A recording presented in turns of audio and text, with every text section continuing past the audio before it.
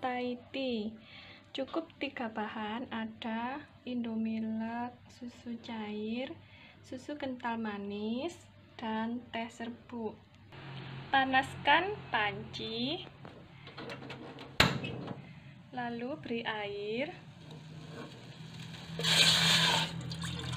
tambahkan serbuk teh,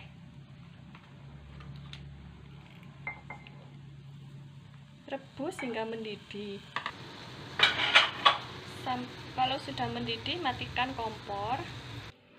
Lalu tuang rebusan teh ke dalam gelas, beri saringan.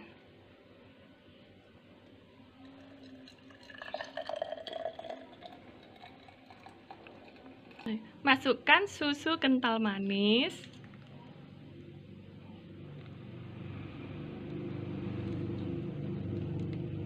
masukkan susu cair,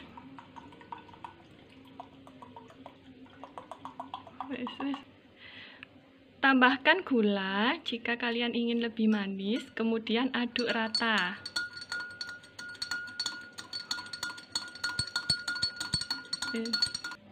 Kemudian tambahkan es batu secukupnya.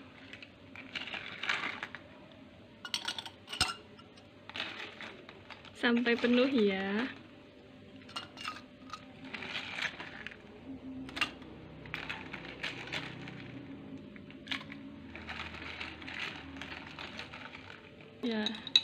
Nah, Thai tea sudah siap diminum.